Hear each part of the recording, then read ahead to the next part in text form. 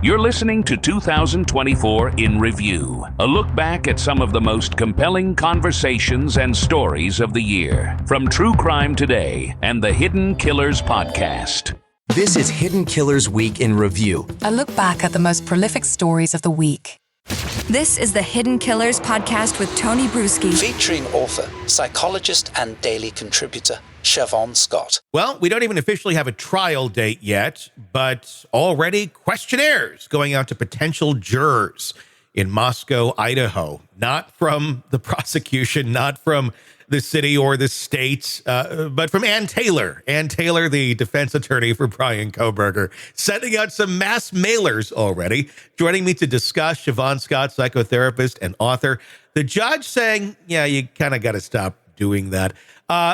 Give us some insight onto this. This is not completely uncommon. Sometimes this does happen, but it does seem a little bit odd for someone who's arguing and saying, I feel like the jury pool has already been tainted here.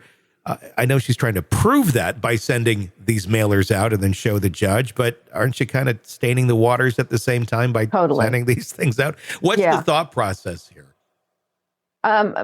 Boy, they are really giving him a vigorous defense, aren't they? They are trying absolutely everything.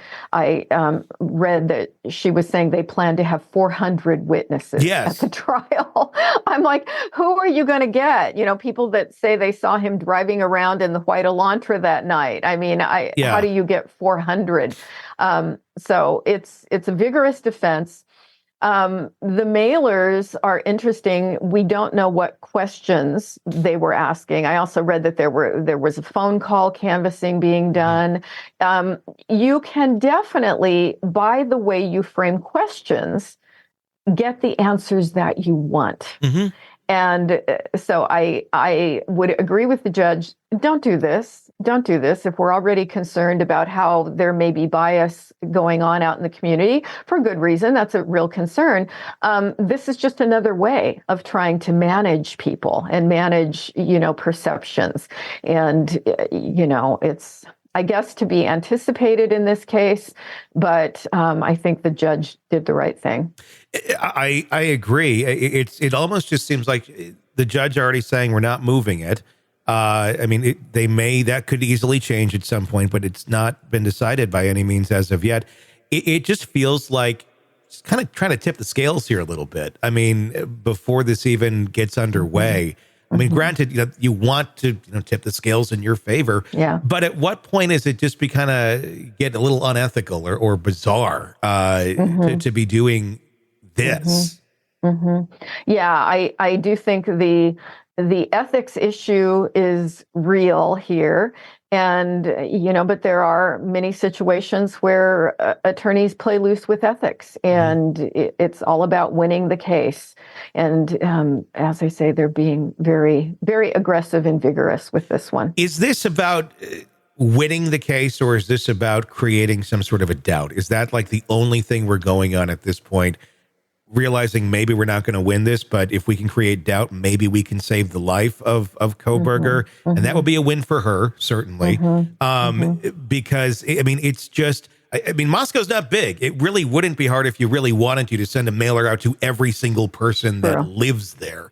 That would not be that crazy of a feat to do. And then when it comes to jury selection, and one of the questions could easily be, did you receive a mailer? How did that? Yeah. And then eventually you're like, oh, everything's tainted because you tainted it yourself.